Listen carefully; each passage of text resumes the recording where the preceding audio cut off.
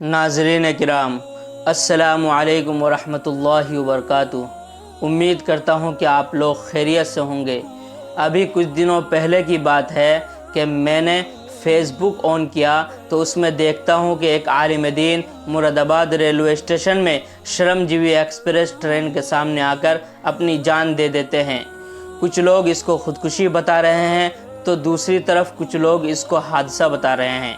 تو پوری وضاحت سننے سے پہلے میری آپ لوگوں سے گزارش ہے، اگر آپ میرے اس چینل میں پہلی مرتبہ آئے ہیں تو میرے اس چینل کو سبسکرائب کر دیجئے اور بیل آئیکن کو دبا دیجئے تاکہ اسی طریقے کا سچی گھٹناؤں پر آدھارت واقعات اور اسلامی معلومات کی ویڈیوز سب سے پہلے آپ تک پہنچتی رہے۔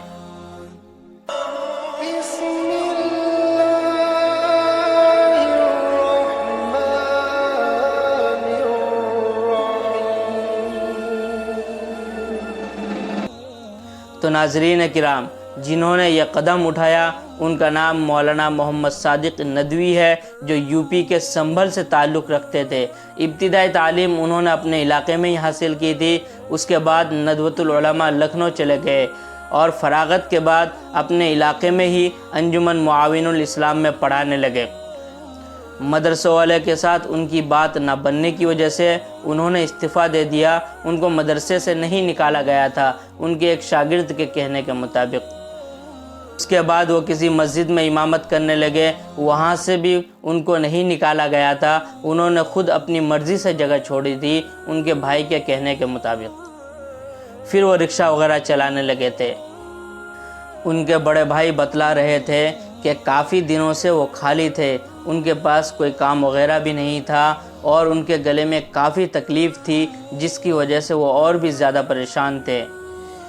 وہ اس بیماری کا شکار 4-5 سال پہلے بھی ہو چکے تھے، لیکن احمد آباد میں علاج کرانے کی وجہ سے وہ ٹھیک بھی ہو گئے تھے، لیکن کچھ دنوں سے وہ پرانی بیماری ان کو دوبارہ لاحق ہو گئی، جس کی وجہ سے وہ کافی پریشان تھے اور علاج کے لیے مراد آباد گئے تھے۔ اور اسی وقت مراد آباد ریلوے اسٹیشن میں شرم جیوی ٹرین کے سامنے آ کر اپنی جان دے دی اور اس دنیا سے چل بسے۔ انا للہ و انا الیہ راجعون۔ اللہ تبارک و تعالی سے دعا کرے کہ اللہ تبارک و تعالی ان کے اہل و عیال کو صبر جمیل عطا فرمائے۔ یہ تو اللہ بہتر جانتا ہے کہ معاشی تنگی کی وجہ سے انہوں نے یہ قدم اٹھایا یا ان کا دماغی توازن خراب ہو چکا تھا، جس کی وجہ سے یہ حادثہ رونما ہوا۔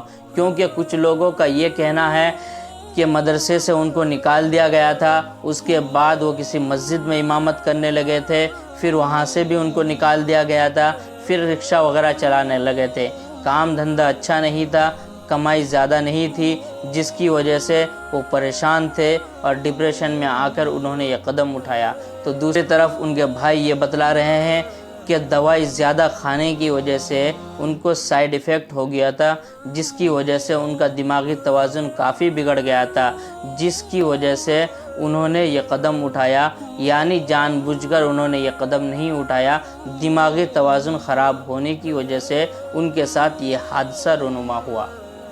تو ناظرین کرام، یہ تو اللہ بہتر جانتا ہے کہ انہوں نے خودکشی کی یا ان کے ساتھ یہ حادثہ رونما ہوا، لیکن اگر اسلام کے نظریے سے دیکھا جائے تو اسلام میں خودکشی کی بالکل گنجائش نہیں ہے، کیونکہ جان اللہ کی دی ہوئی امانت ہے اور اللہ کی دی ہوئی امانت کو کسی کو حق نہیں پہنچتا کہ وہ یوں ہی ضائع کر دے۔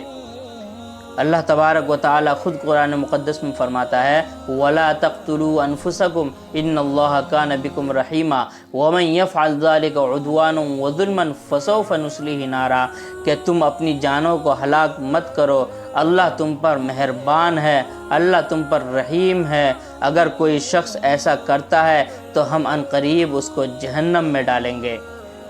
اسی طریقے سے حضرت ابو ہریرہ رضی اللہ تعالیٰ عنہ سے مروی ہے کہ نبی کریم صلی اللہ علیہ وسلم نے فرمایا کہ اگر کسی شخص نے جان بوجھ کر پہاڑ سے چھلانگ لگا کر خودکشی کر لی تو وہ ہمیشہ ہمیشہ جہنم میں رہے گا۔ قرآن و حدیث سے یہ بات بالکل واضح ہو جاتی ہے کہ اسلام میں خودکشی کی بالکل گنجائش نہیں ہے۔ اس لیے ہمیں چاہیے کہ اگر ہمارے اوپر کوئی پریشانی آئے، کوئی مصیبت آئے، تو اس کا آسان حل یہ نہیں کہ ہم اپنی جان دے دیں، بلکہ ہم اسلام کے نظریے سے بھی دیکھیں کہ اسلام میں خودکشی کی گنجائش ہے یا نہیں ہے، اور یہ بھی دیکھیں کہ میرے مرنے کے بعد اس دنیا سے جب ہم چل بسیں گے تو میرے گھر والوں کا کیا ہوگا، میرے اہل و عیال کا کیا ہوگا، اس کے بارے بھی سوچنا چاہیے۔ اگر کوئی شخص زندگی سے ہار کر ایسا قدم اٹھاتا ہے تو اس شخص سے بڑا بزدل کوئی انسان نہیں ہے۔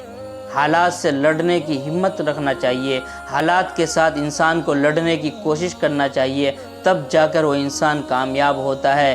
بزدلانہ عمل نہیں کرنا چاہیے۔ اللہ تبارک و تعالی سے دعا کریں کہ اللہ تبارک و تعالی ہم سب کو ایسی ناجائز موت سے حفاظت عطا فرمائے، آمین۔